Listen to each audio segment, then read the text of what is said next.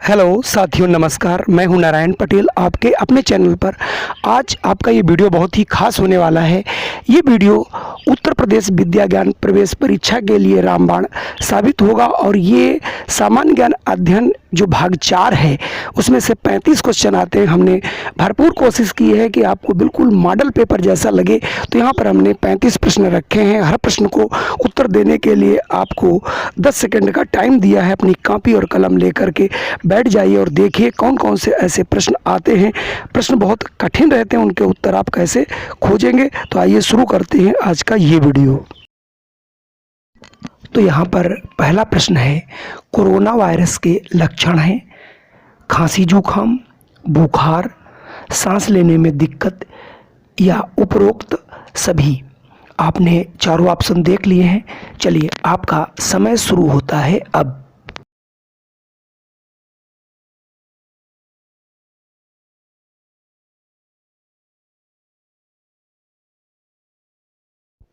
तो इसका सही जवाब होगा उपरोक्त सभी। जी हाँ, कोरोना वायरस के जो लक्षण हैं वो खांसी जुकाम, बुखार और सांस लेने में दिक्कत। तो यहाँ से ऑप्शन डी वाला बिल्कुल सही होगा। बढ़ते हैं अगले प्रश्न की ओर। दूसरा प्रश्न है, अंतर्राष्ट्रीय महिला दिवस मनाया जाता है यानी किस तिथि को? 8 मार्च, 10 मार्च, 12 मार्च, 16 मार्च। तो आपका समय शुरू होता है अब।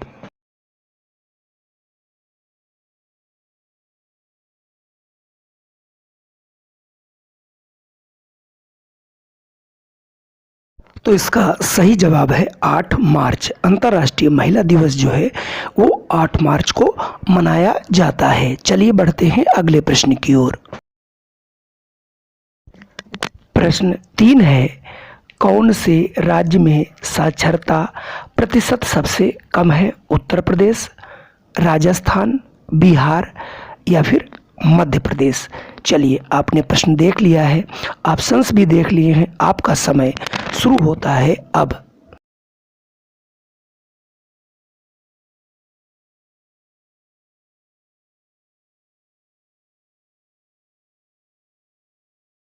तो इसका बिल्कुल सही जवाब है बिहार। और ये बहुत ही चिर परिचित क्वेश्चन है। ये लगभग हर परीक्षा में प्रश्न पूछा जाता है, इसलिए इस प्रश्न को आप लोग अपनी एक इम्पोर्टेंट डायरी बनाएं जिसमें इन्हें नोट अवश्य करें। प्रश्न 4, घाना पश्चिमी बिहार किस राज्य में है? राजस्थान, महाराष्ट्र, असम या फिर बिहार। आपका ये पढ़ा हुआ क्वेश्चन है, आपकी बुक का ही क्वेश्चन है, इसका आंसर आपको आ रहा होगा। चलिए, आपका समय शुरू होता है अब।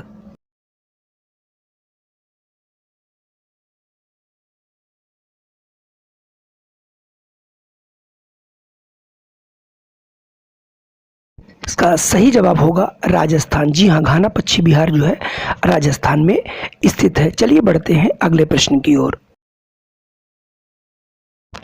अगला प्रश्न है, रामचरितमानस के रचयिता कौन है? तुलसीदास, रामदास, वाल्मीकि या फिर रामानुजम। ये प्रश्न भी आपको आता होगा 100%। चलिए, आपका समय शुरू होता है अब।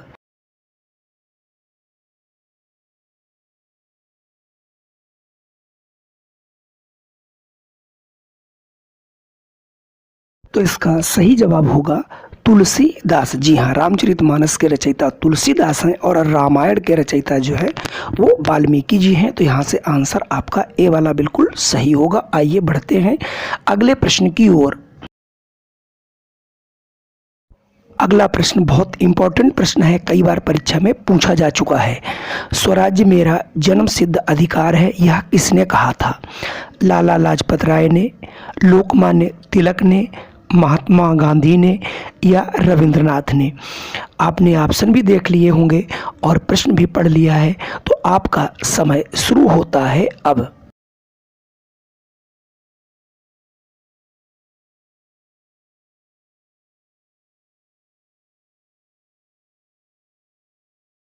यदि आपने आंसर लोकमान्य तिलक सोचा तो बिल्कुल आपका आंसर सही है। जी हाँ, लोकमान्य तिलक। आइए बढ़ते हैं अगले प्रश्न की ओर।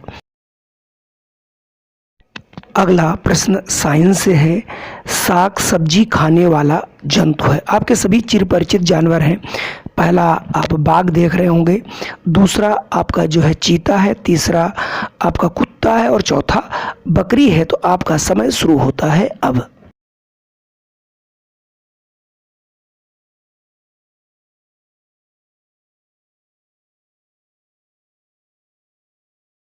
निश्चित तौर पे इसका सभी ने आंसर डी लगाया होगा, यानी बकरी, जो कि शाकाहारी है। ये बकरी जो है मांसाहारी नहीं है। चलिए बढ़ते हैं अगले प्रश्न की ओर। अगला प्रश्न है, कैस्कोग्राफ यंत्र की खोज करने वाला कौन सा वैज्ञानिक था? पहला है जगदीश चंद्र बसु, दूसरे हैं हरगोविंद सिंह खुराना, तीसरा है एडिसन और चौथे हैं न्यूटन। एक कैस्कोग्राफ वही यंत्र है जिससे पौधों की वृद्धि मापी जाती है। चलिए आपका समय शुरू होता है अब।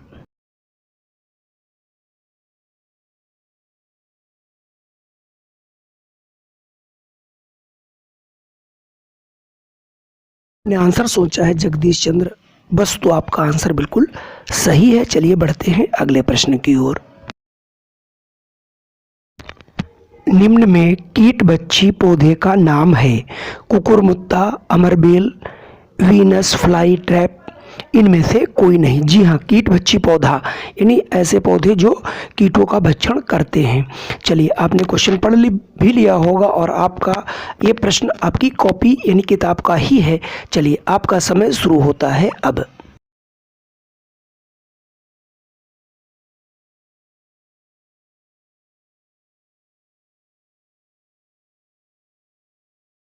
और अगर आपने आंसर सोचा है वीनस फ्लाई ट्रैप, तो आपका आंसर बिल्कुल सही है। कीट बच्ची पौधे का नाम है वीनस फ्लाई ट्रैप। चलिए बढ़ता हूं अगले प्रश्न की ओर। प्रश्न 10 बहुत इंपॉर्टेंट है कि प्रकाश संश्लेषण की क्रिया में पौधे बनाते हैं कार्बोहाइड्रेट, विटामिन, वसा या फिर प्रोटीन। आपने पढ़ लिया होगा, बहुत अच्छा प्रश्न है। तो आपका समय शुरू होता है अब।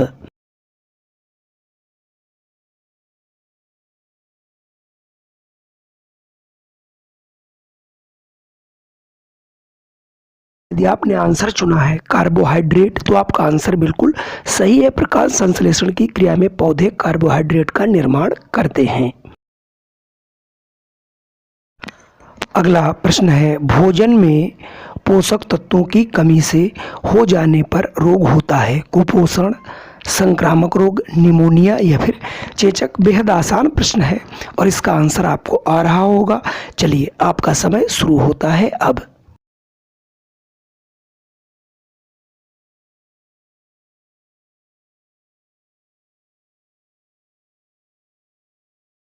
आपने अपना ऑप्शन चुना है कुपोषण, तो बिल्कुल सही है। हाँ, अगर भोजन में पोषक तत्वों की कमी हो जाती है तो उससे कुपोषण रोग ही होता है। तो यहाँ से ऑप्शन ए वाला आपका बिल्कुल सही होगा। चलिए, मैं बढ़ता हूँ अगले प्रश्न की ओर। चलिए, अगला प्रश्न है, वायु में ऑक्सीजन की मात्रा है 21%, 20%, 22% और 23%। ये भी आपका पढ़ा हुआ क्वेश्चन है, आपको आ रहा होगा। चलिए, आपका समय शुरू होता है अब।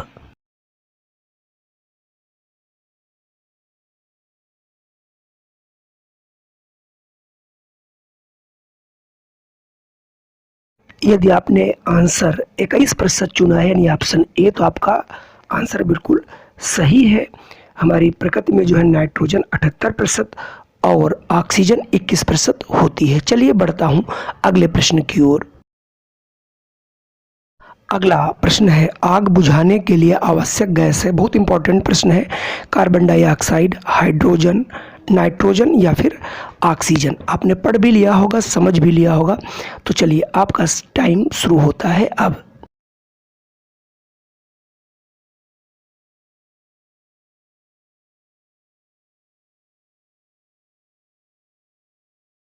अगर आपने ऑप्शन चुना है कार्बन डाइऑक्साइड, तो आपका आंसर बिल्कुल सही है। और ये भी जान लें, आग जलाने के लिए हमें ज़रूरत पड़ती है ऑक्सीजन की और बुझाने के लिए ज़रूरत पड़ती है कार्बन डाइऑक्साइड की। हवा द्वारा किसका अपर्दन होता है, यानी हवा के द्वारा किसका कटाव होता है? ध्वनि का, जल का, मृदा का, इन सभी का। तो इसका आंसर आपने ढूंढ लिया होगा। चलिए, आपका समय शुरू होता है अब।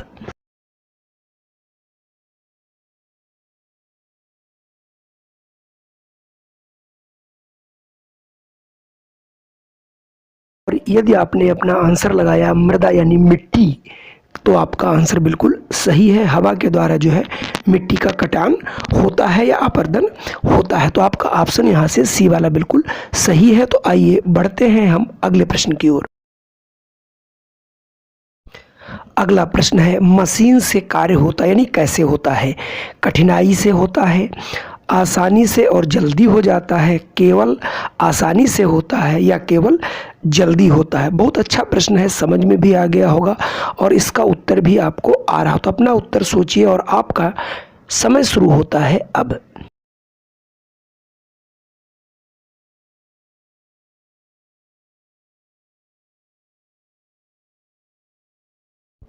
आपने यदि आंसर चुना है बी, तो आपका बिल्कुल सही है।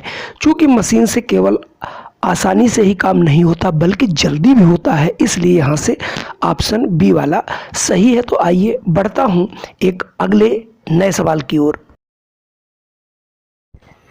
अगला प्रश्न 16वां है, चंद्रमा नहीं दिखाई देता है दिन के समय, पूर्णिमा को, अमावस्या के दिन या फिर ये सभी? चलिए, प्रश्न आसान है, आपने देख भी लिया होगा और आपका समय शुरू होता है अब।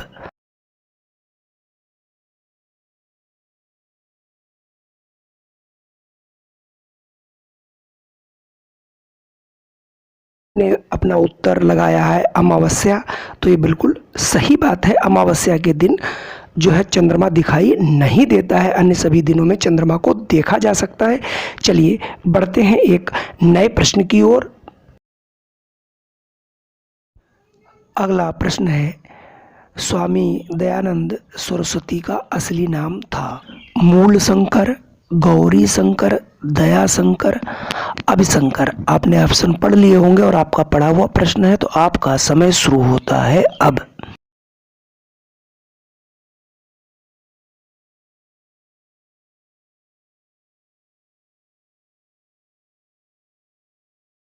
और यदि आपने ऑप्शन ए चुना है मूल शंकर, तो आपका आंसर बिल्कुल सही है। तो आप लोग कई महापुरुषों के संक्षिप्त नाम और पूरे नाम आपको याद रखने हैं। अगला प्रश्न है, कौन से विटामिन जल में घुलनशील हैं? ऑप्शन ए और सी, ऑप्शन बी और सी, ऑप्शन सी बी और डी, ऑप्शन डी है ए और डी। आपने पढ़ लिया होगा, बहुत अच्छा प्रश्न है, बहुत परीक्षा में पूछा गया, वेरी इंपॉर्टेंट प्रश्न है। तो आपका समय शुरू होता है अब।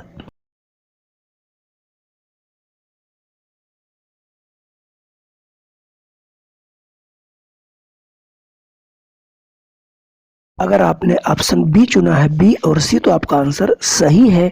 बी और सी को छोड़कर सभी विटामिन वसा में घुलनशील होती हैं, ये भी प्रश्न आपको याद रखना है। अगला प्रश्न है, राष्ट्रपति द्वारा कितने सदस्यों को राज्यसभा में नामित किया जाता है? Option A 2, option B 1, option C 12 और ऑप्शन डी 8। आपने पढ़ लिया होगा, आपका पढ़ा हुआ प्रश्न है। तो आपका समय शुरू होता है अब।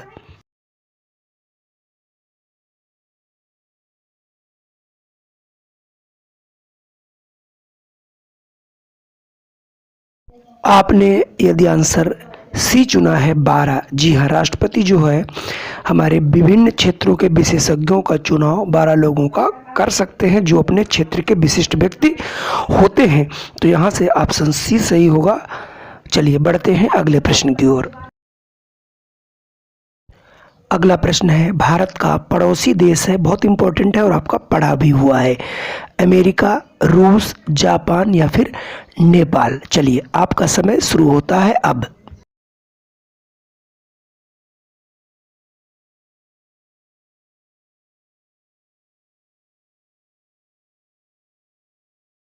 आपने ऑप्शन चुना है डी नेपाल, तो बिल्कुल सही है। नेपाल हमारा पड़ोसी देश है, बाकी रूस और अमेरिका, जापान हमारे पड़ोसी देश नहीं है। चलो बढ़ते हैं अगले प्रश्न की ओर।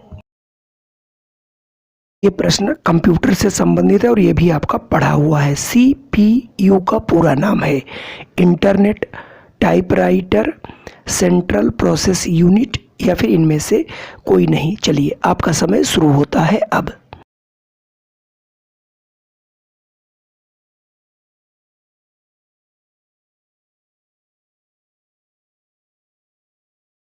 अपना उत्तर चुना है सेंट्रल प्रोसेस यूनिट, तो आपका आंसर बिल्कुल सही है। चलिए बढ़ते हैं अगले प्रश्न की ओर। अगला प्रश्न है नालंदा विश्वविद्यालय की स्थापना का युग है, यानी किसके समय में हुआ था? मौर्य वंश, कुषाण वंश, गुप्त वंश या फिर पाल वंश। चलिए आपने क्वेश्चन पढ़ लिया, बहुत अच्छा प्रश्न है और आपका समय शुरू होता है अब।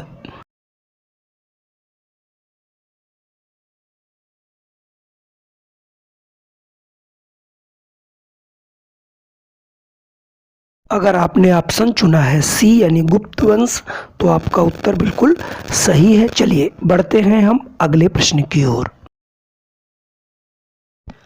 अगला प्रश्न है कुतुब मीनार का निर्माण कार्य पूरा कराने वाला कौन था? कुतुबुद्दीन ऐबक, फिरोज शाह तुगलक, आराम शाह या फिर इल्तुतमिश। आपने पढ़ लिया होगा और आपका समय शुरू होता है अब।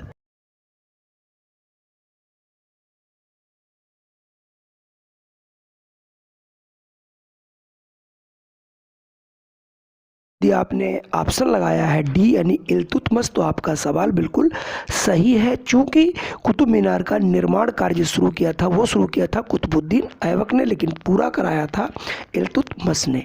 चलिए बढ़ते हैं अगले प्रश्न की ओर। अगला प्रश्न बहुत ही एक फेमस रचना है कि कादम्बरी की रचयिता कौन है? कालिदास, आर्यभट्ट, बाणभट्ट या फिर बौधायन। चलिए आपने पढ़ लिया होगा, बहुत प्रसिद्ध पुस्तक है और अगर आपने नहीं पढ़ा तो इसे नोट जरूर कर लीजिएगा, वेरी इंपॉर्टेंट है। चलिए आपका समय शुरू होता है अब।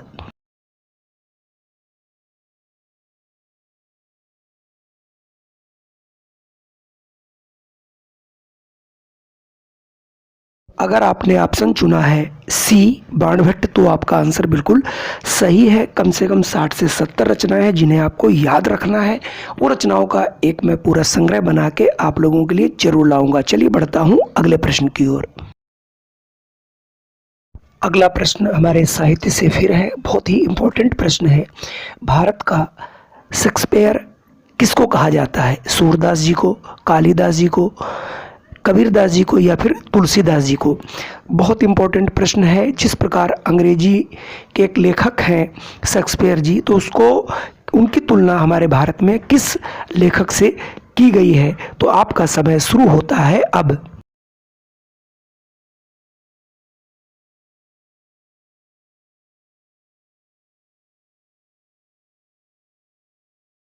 यदि आपने अपना आंसर कालिदास चुना है, तो आपका आंसर बिल्कुल सही है। चलिए मैं बढ़ता हूं अगले प्रश्न की ओर। अगला प्रश्न है बंग भंग की घटना किस वर्ष हुई? 1905 में, 1909 में, 1911 में या फिर 1913 में? तो आपका ये प्रश्न बंग भंग मतलब बंगाल का विभाजन कब हुआ, इसका मतलब ये है। चलिए आपका समय शुरू होता है अब।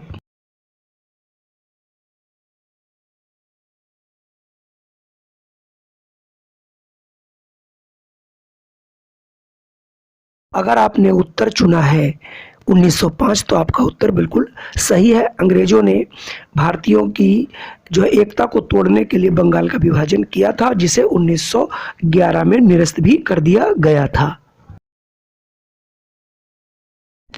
अगला प्रश्न है महात्मा गांधी के राजनैतिक गुरु थे? दादा भाई नेहरू, गोपाल कृष्ण गोखले, बाल गंगाधर तिलक या फिर लाला लाजपत राय। चलिए आपका समय शुरू होता है अब।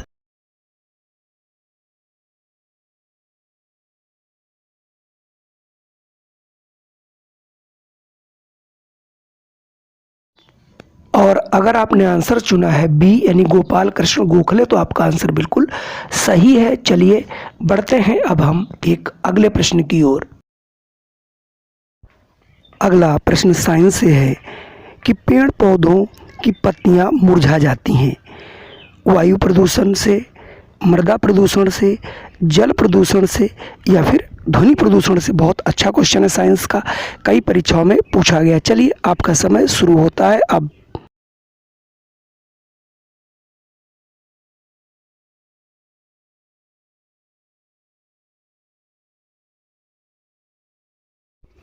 और यदि आपने आंसर चुना है सी यानी जल प्रदूषण से तो आपका आंसर बिल्कुल सही है। तो पेड़ पौधों की पत्तियां जो है जल प्रदूषण के कारण मुरझा जाती हैं। चलिए बढ़ते हैं एक अगले साइंस के क्वेश्चन की ओर। अगला प्रश्न भी बहुत अच्छा है कि पेड़ पौधों की प्रचुरता से यानी अधिकता से कौन सी गैस की मात्रा बढ़ जाती है, ऑक्सीजन की, हाइड्रोजन की, नाइट्रोजन की या फिर कार्बन डाइऑक्साइड की। तो चलिए आपका समय शुरू होता है अब।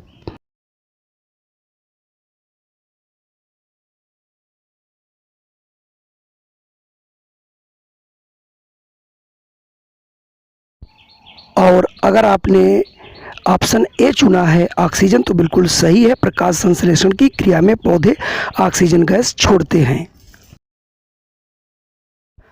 अगला प्रश्न बहुत ही प्रैक्टिकल प्रश्न है।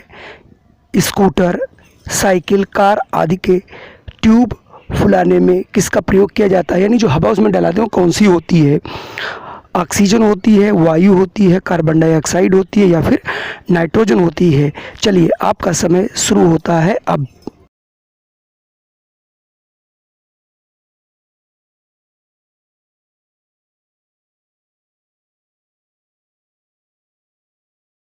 और आपने यदि आंसर वायु चुना है यानी ऑप्शन बी तो आपका आंसर बिल्कुल सही है। हमारी स्कूटर, मोटरसाइकिल, कार आदि में वायु का प्रयोग ही किया जाता है। अगला प्रश्न है अधिक हवा भरने से गुब्बारा क्यों फट जाता है? जलवाष्प के कारण, दाब अधिक होने पर, स्थान घेरता है या फिर ये सभी। चलिए आपने क्वेश्चन पढ़ लिया है, समझ भी लिया है होगा, तो आपका समय शुरू होता है अब।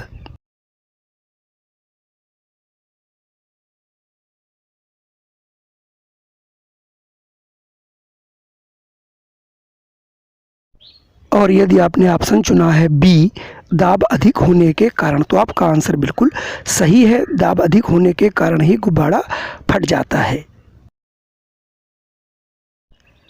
लोहे की वस्तुओं में जंग लगने का क्या कारण है? नाइट्रोजन, कार्बन डाइऑक्साइड, हाइड्रोजन या फिर नमी। एक का भी आंसर आप लोग जानते होंगे। चलिए आपका समय शुरू होता है अब।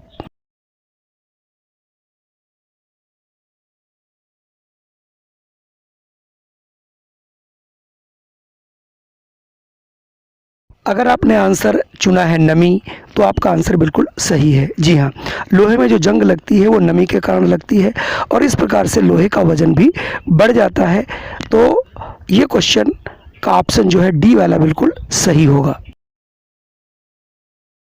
चलिए अगला प्रश्न है कौन सी गैस पौधों में वृद्धि में सहायक है? कार्बन डाइऑक्साइड, हाइड्रोजन, ऑक्सीजन या फिर नाइट्रोजन, यानी इसमें पौधों की वृद्धि कौन कराता है? तो आपने ऑप्शन पढ़ लिए होंगे। बहुत अच्छा प्रश्न है, वेरी इंपॉर्टेंट प्रश्न है। चलिए आपका समय शुरू होता है अब।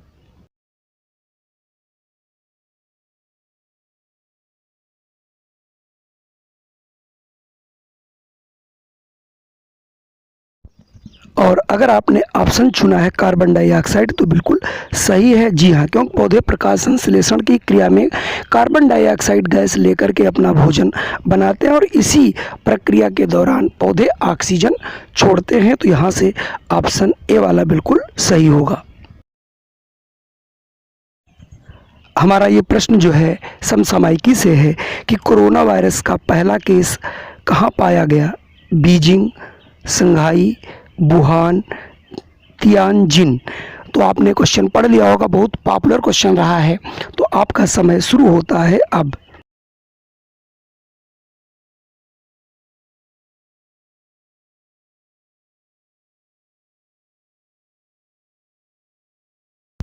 और आपने यदि अपना आंसर सी चुना है वुहान, तो आपका आंसर बिल्कुल सही है।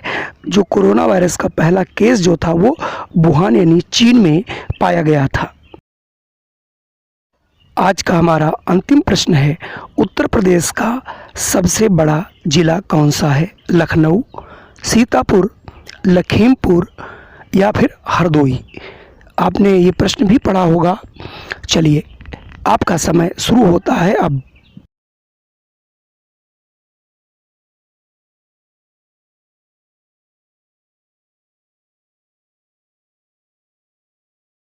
और यदि आपने आंसर चुना है लखीमपुर, जिसे हम लोग खीरी के नाम से भी जानते हैं, तो आपका आंसर बिल्कुल सही है। क्षेत्रफल की दृष्टि से लखीमपुर खीरी जिला सबसे बड़ा है। अगर आज हमारा वीडियो आप लोगों को पसंद आया तो कृपया इसे लाइक कर दीजिए, और अगर चैनल पे पहली बार आए हैं तो हमारे चैनल को सब्सक्राइब कर दीजिए और बेल आइकन अवश्य दबा दीजिए, जिससे हम कोई भी अपना वीडियो बनाएंगे आप तक सबसे पहले पहुंच सके और आप उससे लाभान्वित हो सके। जय हिंद, वंदे मातरम। फिर मिलता हूं एक नई वीडियो के साथ।